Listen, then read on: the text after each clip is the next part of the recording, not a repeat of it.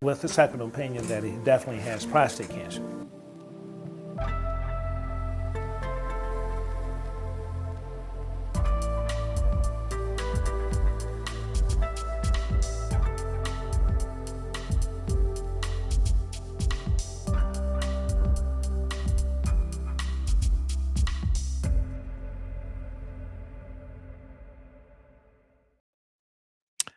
Well, welcome. I'm Reggie Hicks, producer of the documentary and outreach project, If You Are My Brothers, and host of this podcast, If You Are My Brothers podcast, Prostate Cancer Conversations. And we want to welcome everyone watching on YouTube, LinkedIn, Facebook Live, and also to those listening on your favorite podcast platform. Welcome, welcome, welcome. We're going to start out with this. Unfortunately, due to a family emergency, I guess for today's episode, David Moffett is not available to join us. Our thoughts and prayers are with David and his family at this time. So, what we decided to do was pivot a little bit and let you, our listeners, viewers, and followers, drive the conversation. I have here in my hot little hands some questions from our audience and followers, and I'll try to do the best I can to answer them. But first, as always, a quick reminder, this podcast is not a substitute for your medical team. The opinions and medical issues we discuss are not a replacement for treatment. Always consult your healthcare provider. And remember, some conversations on this podcast are of an adult nature, so please listen accordingly. Um, we call this series Prostate Cancer Conversations, and we invite you to join us in the chat, particularly during this episode when it's just me answering your questions. And with that being said, you can put your questions or comments in the chat. We'd love to hear from you. Don't be shy. This is real life. And remember to like, share, and subscribe as we go on this journey together. Now, to learn more about this podcast and the If You Are My Brothers documentary and community engagement project, you can do that by visiting ifyouaremybrothers.org. That's ifyouaremybrothers.org. And so, with that being said and out of the way, I wanted to go ahead and take a moment to go through some of our questions. And this is hot off the press, folks. So unrehearsed, and there's nothing in this that I have seen before. So the first question is, someone wanted to know, you entered this journey as a producer of If You Are My Brothers. How did that role influence your mindset and what you received as a diagnosis? That's a really good question, because before doing the documentary about my fraternity brother Ralph Franklin, I really had no idea of what prostate was. I knew that that was a number that I had on my blood work. I knew that it was normally, I didn't even know what the number meant other than it was a number. So going into it, I didn't really know. Following Ralph, I started to realize this was an important number to know, and also knew that, this number should be around one. As you get older, it increases. And that was really the reason that I kind of took the opportunity to go to a urologist or to my primary care physician that said, your number's going up a little bit higher than normal. And then going to a urologist and later on having the diagnosis. Now, I clear transparency here. I'm gonna tell you that I did go originally. I was like, yeah, well, this would make for good documentary footage, right? I mean, here I am following my fraternity brother who has prostate cancer, and now all of a sudden I am going to at least check on this thing, right? So, 1 out of 4 at the time. Now, some statistics say 1 out of 6 African American men or men of color will be diagnosed or have prostate cancer sometime in their life. So for me, it was just, I'll beat the statistics. So I really did not know what to expect when I did it. But the documentary, I always say to people, documentary did save my life because it brought attention to this number that was my PSA that always came up on my blood work. I was pretty good about physicals every year, but how that related to my overall health, I had no idea. Um, how did you process the news in terms of your family? work and fraternity community. We're going to be doing the show actually next on the 6th of November, I believe, our next show. We're going to deal with the psychology of prostate cancer. And that is kind of what we as men in particular go through when we are diagnosed.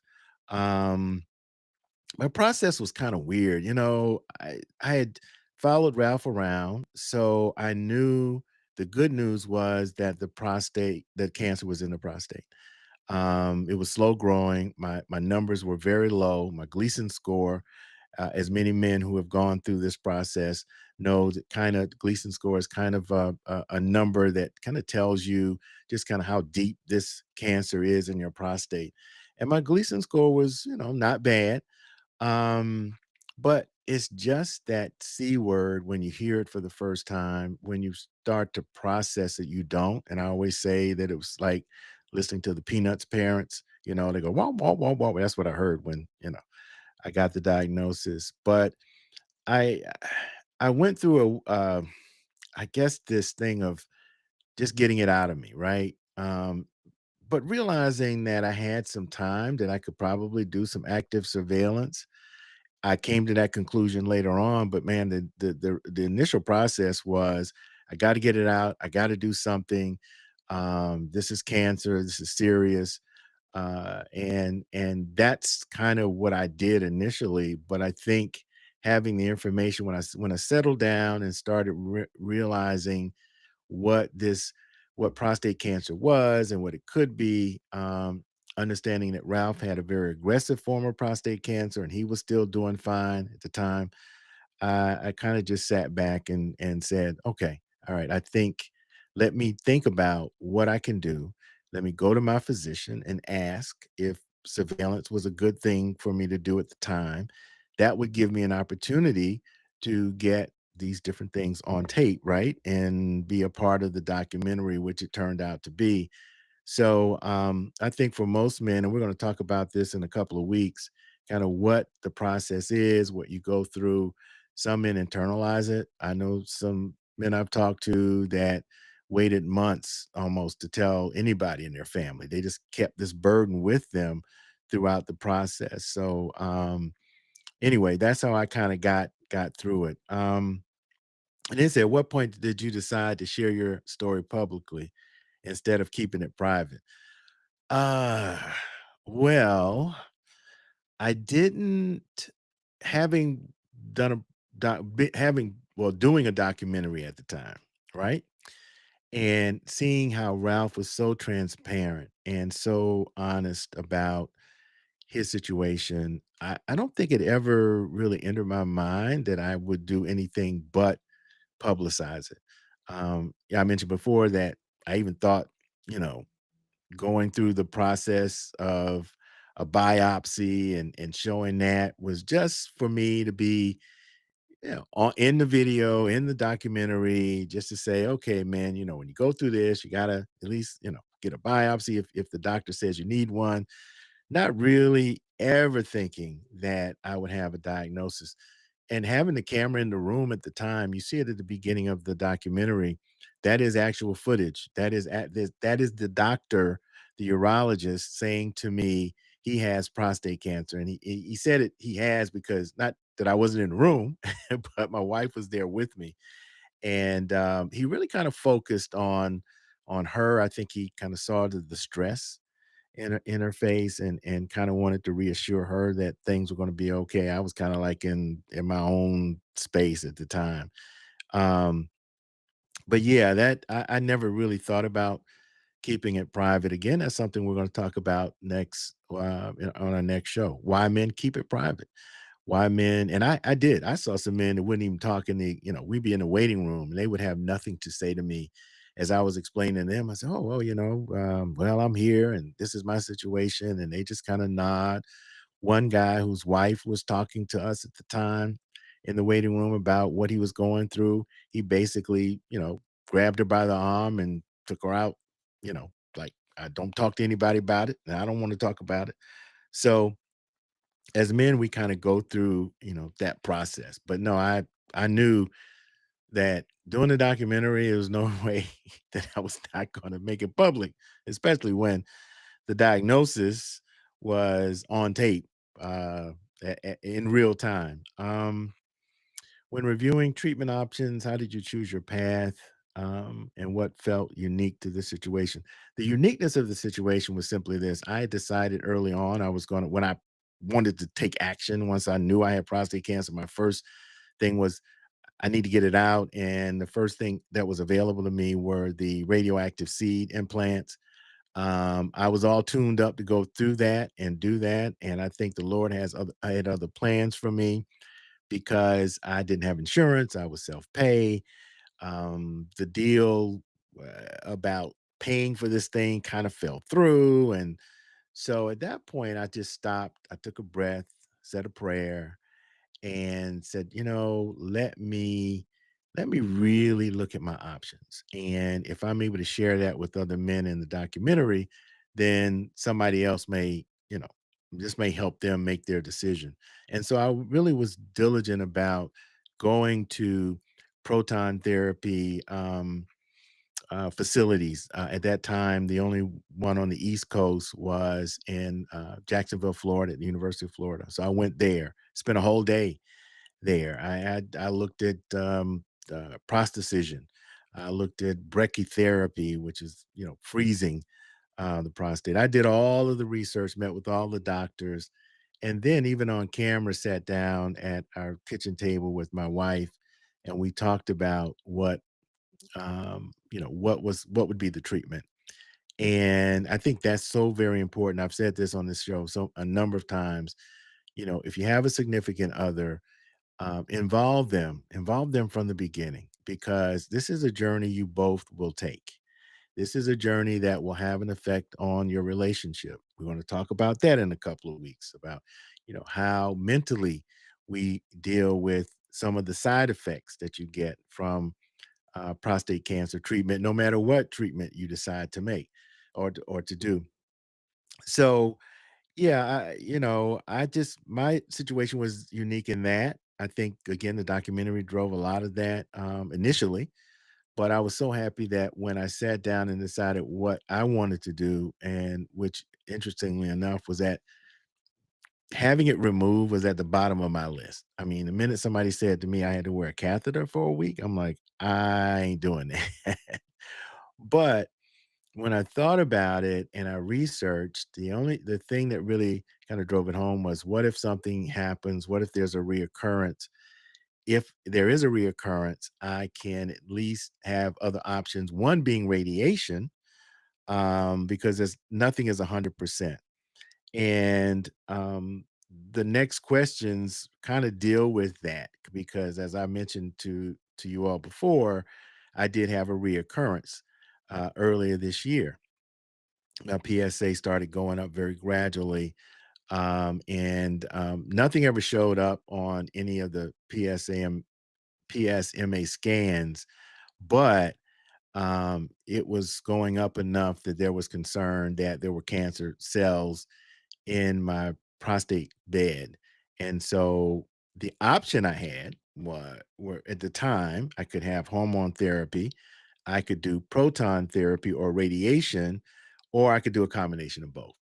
So again, radiation was an option, and it was the right decision for me to have made back some 11, 12 years ago. And I just, thank God that, you know, that's the way I was kind of driven towards that particular treatment. But that's to say everybody's different.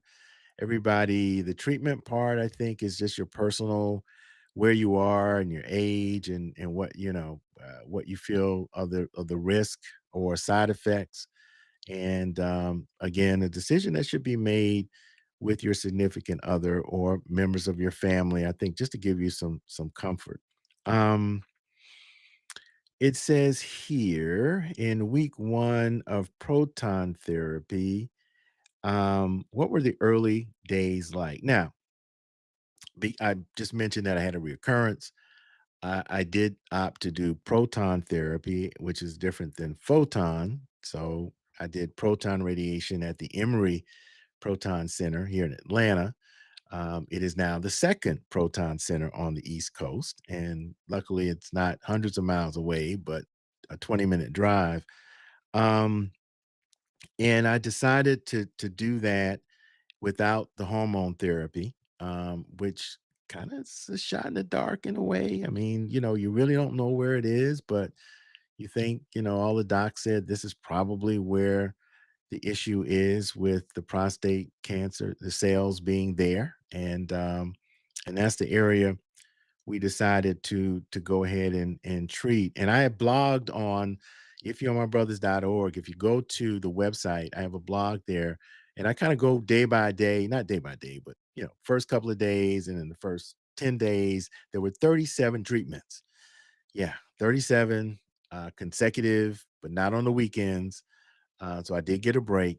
Um, and I blog about that experience, about physically what I went through, mentally what I went through, the conversations I had, the relationships I made at the time. So if you go to ifyou'reMyBrothers.org and click on the blog at the top, you can read my story. One thing that's unique to that story is that for every session, I did have a song or an artist that I would ask the technicians to play. 'Cause that was kind of the thing. You played music while you were kind of going along each session, which lasted about 7 to 8 minutes. And I'm putting together now on Spotify a playlist of all of the artists that I listen to. I will say it's kind of started because the rooms are color coded, and my first proton treatment was in the purple room. So I guess you could probably guess what artist I chose for that first time. Yes, Prince. So I listened to Prince during my treatment, and then that kind of sparked a sort of musical theme for each and every day of the 37 days I was there. And technicians kind of got into it. They were like, okay, what are we doing today? What are we doing today? Um, so that was sort of my experience with the recurrence. I do have an appointment in a while to see where we are, to hopefully see that everything is okay. So I'll be putting that in the blog as well, and we'll be talking about that on the show. So, how did you cope with aspects of the journey you could not control? Side effects, scheduling, outcomes. Um, hmm. That's a good question. eh, what can you do, right? I think for me, having been a part of the documentary and Ralph's story, I understood there were some things you just couldn't control. Even now, with the proton therapy, for me, I there's nothing I can control about whether or not this is successful and will, cure me a second time. But I have a very strong spiritual faith that I rely on, and I think that has helped definitely get me through this situation where you don't have controls over side effects, you don't have controls over the outcomes at all, and I think that's important. The other part is having a community, and that's what this podcast is all about. You are our community. We are in this together. So as you listen to my story, as you listen to other stories, as we have docs on and treatment options and all of the new innovations and things that we have lined up, this is an opportunity for you to sit in a room. You can engage us if you like, even this evening, or you can engage us later on, like a lot of the questions that you're hearing tonight. But the whole thing is for you to be engaged by what we do with this particular project. And so I want to thank everybody for chiming in. Sometimes, we don't want to do stuff in real time and put stuff up on the show, but that's okay. That's all right. We'll get through some of these. Um, what side effects surprised you the most and how did you manage them? Well, I can tell you right now, the side effect for me was the ED. Uh, just being fully transparent, I had no issues. I had never taken a little blue pill in my life. Even well into my 50s, there were no issues. The doc, because of that, didn't expect there to be any issues coming out of this, but there were. And that to me was probably the most surprised that I was. I mean, the incontinence, I kind of had a little bit of that going in, so I wasn't really surprised about that. But yeah, that ED, when it never did get really back to where I was something that my I had to manage and my wife had to manage. So we managed it together. Um, and I know that for a lot of us, that's how we measure our manlyhood and that kind of thing. But I always try to put it in perspective. I think that I've been able to have a very healthy sexual life with my partner, and we have moved on. And there are things you can do. So there are things that are available. So the pill and shots and a whole lot of stuff that you can do. And we talked a little bit about that during our last episode. If you haven't, go back and look at our last episode with Dr. Samino, and she talks about a lot of the different options that are out there available. One thing I will say is don't let that scare you, because again, as we say on this show, life over libido, right? I mean, it's all about your being around. I'm so blessed to be around for my granddaughter that was born 6 weeks ago. And had I not been able to, if I had I not addressed this issue, I may not have been here. So, you've got to take a lot into consideration outside of this whole manhood thing. And that's something I know that David Moffett, who is going to be here this evening, really preaches when he's out there doing his advocacy work. And we're going to talk about that once we get him on. And it says, did your experience align or differ from the If You Are My Brothers conversation about ED and incontinence? No, I mean, it's pretty much a side effect or a risk. And I kind of got through that. Let's see. What is your new normal today? What changed? What stayed? What evolved? Well, it's very simple. We talked about the ED issue. I've talked on the show before about having to wear a pad. Just as protection, I can get to the bathroom, I have no issues at night, I'm not wetting the bed, anything like that. But I think as you get older, that's the case anyway. And so it does give me a level of protection. So that's something that's just become a part of my life every day. I mean, I just know that that's what I have. And I often worry about going through security. You got this pad on. It's like, okay. And I've only had one time where I got like searched. And I had to explain to them what it was. But after flying a whole lot of times, that was just that one time. So that always kind of comes to mind. But that's my new norm. The ED we deal with, that's a new norm. And but being here, being alive, being healthy, and hopefully after these treatments being cancer free, that's a norm as well, and that's the one I'm focusing on. um how does it feel to shift from storyteller to subject in your own story? It's kind of weird. I am not one to be in front of the camera, or in this case in front of the mic. It was never my intention, obviously, to be a part of what was going on here. It was a little difficult in a way, just to, I don't know, just to kind of make that switch and also, focus on what Ralph was going through. But I think the one thing that kind of drove me to get through it was that this was going to be a good message for men who were going through it. This was going to be a good story in a sense of, you had two men on different paths dealing with this disease very differently. One caught it at a later stage and more aggressive, and one who caught it at a early and at a slower stage, and then you could see kind of, what we both went through.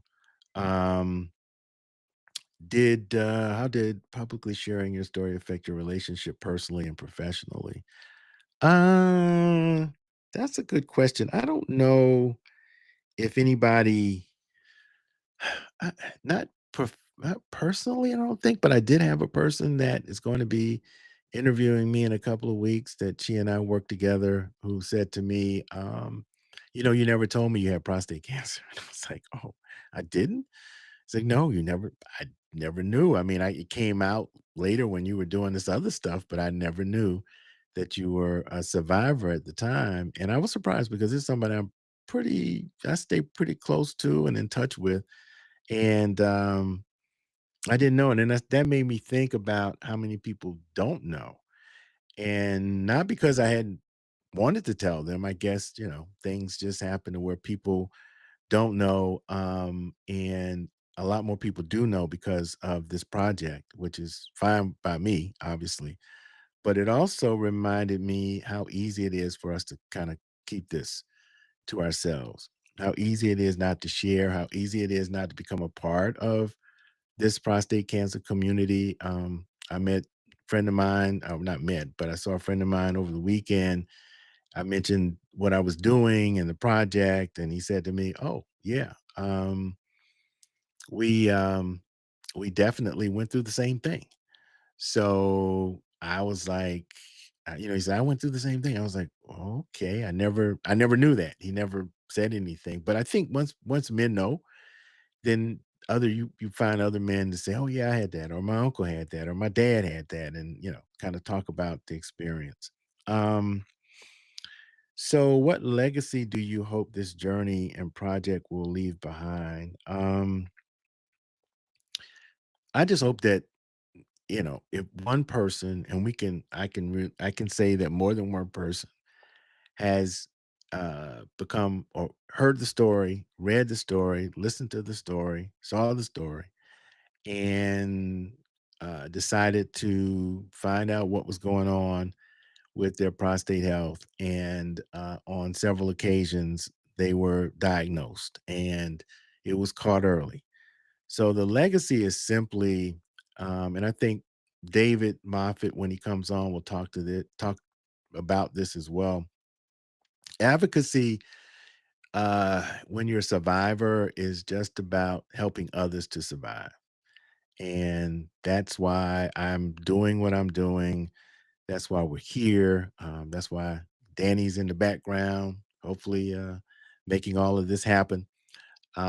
So, you know, it's all about saving lives. It's all, and at the end of the day, if it's not caught early, if it's aggressive, if it's gotten out of the prostate, it's very, very difficult to, not very, but it is difficult. It's difficult to become cancer free once it metastasizes, like any cancer, right?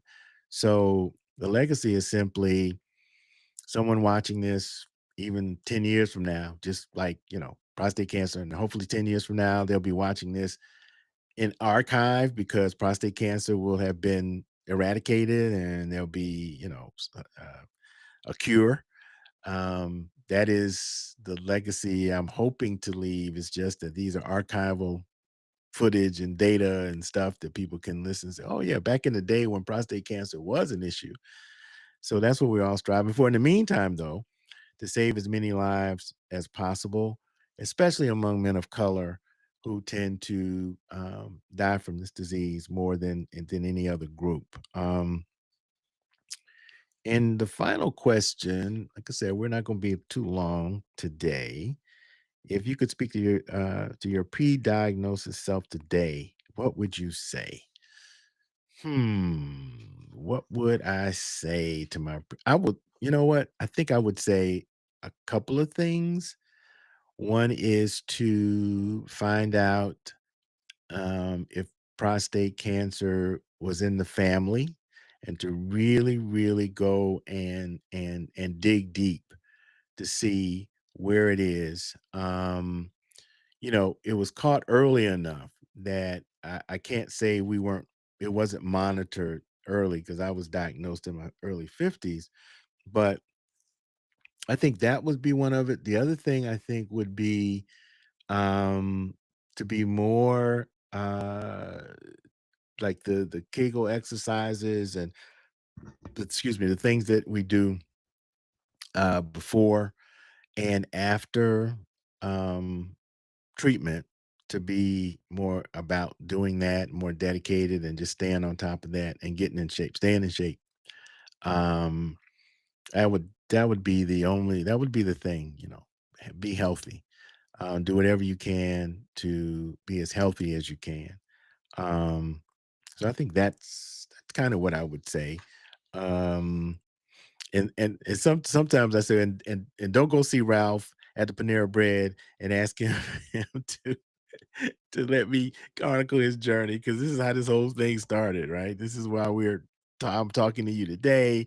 This is why we have a website. This is why we do community engagement. So yeah, maybe I was like, okay, so maybe I get to just kind of like not having to do this, but no, I'm just joking. It is it's an honor, privilege. I am blessed to still be here, and hopefully, as you listen to the things that we have in store for you coming down the pike, you will become a part of our community. So I want to thank you, everyone, for sending in your comments, your questions. I hope we were able to give you some insight and maybe help some folks with may have had similar questions. And as I mentioned at the beginning of the podcast, remember that we are taking this journey together. And if this episode resonated with you, please share it um, with a loved one and like it and subscribe. And you can contact us via email, social media, and even regular old, as my wife likes to call it, and that most postal service workers hate, snail mail. You can also listen to the podcast at IfYouAreMyBrothers.org. Again, that's IfYouAreMyBrothers.org. Thank you, Danny, for bringing that up. Um, you can sign up for our e-newsletter. You can reach out to us. You can listen to archived of our audio and I think video as well. Or you can at least go to our YouTube channel and watch us, but you can also listen to our audio version at the website. And something else you can do at the website is make a contribution because If Me Are My Brothers is a nonprofit 501c3 project dedicated to prostate cancer awareness and health action. That's what we like to call it, actually doing something. And we hope you will support us in what we do. And I think if Danny's ready, he's got a slide somewhere that'll give you all of our giving options. So, and if you're listening to the podcast, the link to give is in our show notes. There you go. Thank you, Danny. So you can see, you can also scan the QR code and it'll send you to a link. You can visit our website, ifyouaremybrothers.org. You can mail us a check. The address is there as well. I want to remind you that when you do make a contribution, you can use Visa, MasterCard, American Express, Discover. It's really easy. You can also do what we like to call reoccurring contributions. So if you want to do $5 a month or $10 a month, you can do that as well. It's very, very easy for you to make a contribution. And when you do make a contribution, we do have some thank you gifts. I just found out, thanks to an organization, a company called Atlanta Brand Central, and they do a lot of promotional kinds of things like T-shirts and cups and pins, and it's minority owned by a brother named Daryl Armstrong, who has really been doing great work in the community, and he has donated our newest coffee mug that we will be sending out to all of our donors. So if you make a contribution, you will definitely get the If You're My Brother's mug. Now, this is the old one. It's in black and white, but the new one we got coming up is going to be in color. So it's going to be a collector's item. Also, if you see in the background here, there's a painting. This painting is done by a renowned artist that lives right here in Atlanta, Cecil Bernard. Cecil has donated this particular print. It's going to be framed, by the way, really nice. We're giving that away If you reach out to us and in any fashion, form or fashion, because we got to know who you are. If you send us your email, if you register for our e-newsletter, or if you make a contribution, your name will go in the hopper. And at the end of the year, after our year-end fundraising, we will be drawing a name, and someone will get this one-of-a-kind original Cecil Bernard painting that is, by the way, sort of a facsimile or edition, whatever you want to call it in the art world, I don't know, but of our logo. So he has actually done a series of paintings around the If You Are My Brothers theme. So we're hoping at some point during one of our community engagement opportunities where we did showcase the one behind me, but we're hoping to showcase the entire series of paintings at maybe we'll have a showing or something at sooner than later. Um, so that's all that we have. We have other things available when you do make a contribution. You can also make a contribution to the Ralph Franklin Prostate Cancer Research Fund. We've partnered with the Cancer Center for Research and Therapeutic Development over at Clark Atlanta University. Let me tell you something about CCRTD right quick, since I got the mic tonight. Um, CCRTD is one of the only cancer research centers in the country that's specifically dedicated to researching prostate cancer in African American men or men of color. And that's one of the things they do. They do overall prostate cancer research too, but they're trying to find if there's a link, obviously, between it being more aggressive, heredity, those kinds of things. So young minds doing wonderful work. Ralph was all about research. He felt like, that was what would save his life, is going from one innovation to the next until this thing is cured. We're on that path.